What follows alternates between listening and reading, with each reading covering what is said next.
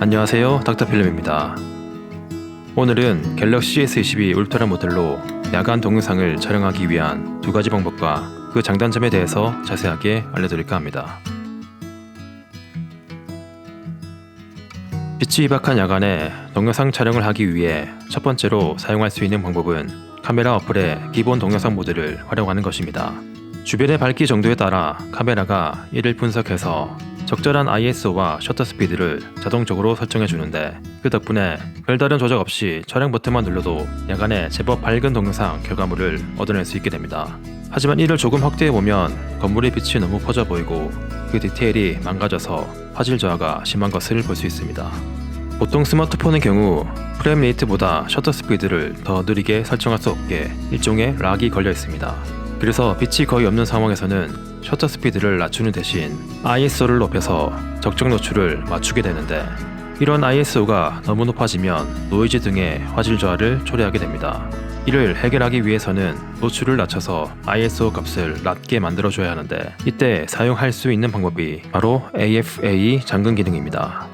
내가 촬영하고자 하는 피사체를 손으로 꾹 누르게 되면 영상의 노출을 조절할 수 있는 게이지가 나타나는데, 이를 낮추게 되면 동영상이 어두워지지만 ISO가 낮아져서 화질이 훨씬 개선되는 것을 볼 수 있습니다.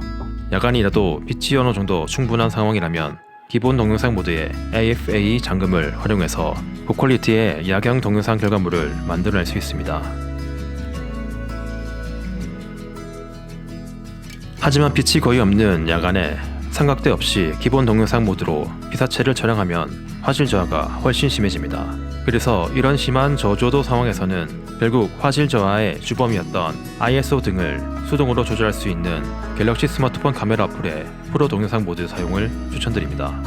프로 동영상의 경우 화면에 복잡해 보이는 여러가지 설정 항목들이 있어서 이를 사용하기 어려워하시는 분들이 많다고 알고 있습니다. 그래서 지금부터는 제가 야간 동영상 촬영 시 설정하는 노출 세팅법을 하나하나 상세하고 쉽게 설명드리도록 하겠습니다. 제일 우선 해상도와 프레임 레이트를 선택하셔야 하는데, 저는 UHD의 24프레임을 자주 사용합니다. 갤럭시 S22 울트라에서 지원하는 가장 높은 해상도는 8K지만 이를 편집하기 위한 컴퓨터의 요구 사양이 너무 높아서 UHD, 즉 4K 정도로 타입을 보고 있습니다. 프레임 레이트의 경우 조금 이따가 설명드릴 셔터 스피드를 위해 제일 낮은 24프레임을 선택했습니다. 셔터 스피드는 카메라의 셔터가 열렸다가 닫히는 시간에 대한 설정인데, 이 값을 느리게 할수록 영상이 더욱 밝아집니다.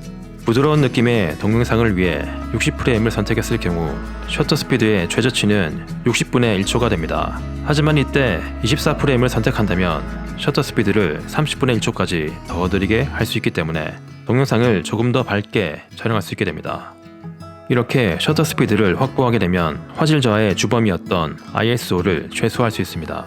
ISO가 높아지면 동영상이 밝아지는데, 최저값인 50부터 서서히 올려가면서 적절한 노출을 찾아보시기 바랍니다.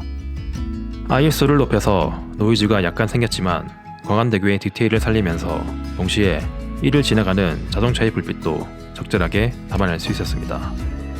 하지만 여기서 10배 줌 카메라를 사용할 경우에는 자동차나 가로등 불빛의 형태가 일그러지면서 광안대교의 디테일도 많이 무너지는 것을 확인할 수 있었습니다.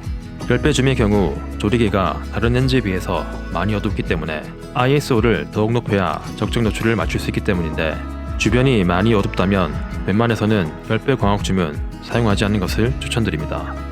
오늘은 고가의 카메라에 비해서 아직은 많이 부족하지만 그래도 많이 발전된 갤럭시 S22 울트라 모델의 야간 동영상 촬영 기능에 대해서 상세하게 살펴봤습니다. 앞서 설명드린 프로 동영상 모드를 잘 활용하신다면 인트로에서 보여드렸던 아름다운 타임랩스 영상도 간단한 조작으로 만들어낼 수 있게 될 겁니다. 해당 내용들은 닥터필름 유튜브 채널에 업로드 되어 있으니 참고해 주시기 바라며 오늘의 리뷰를 마치겠습니다.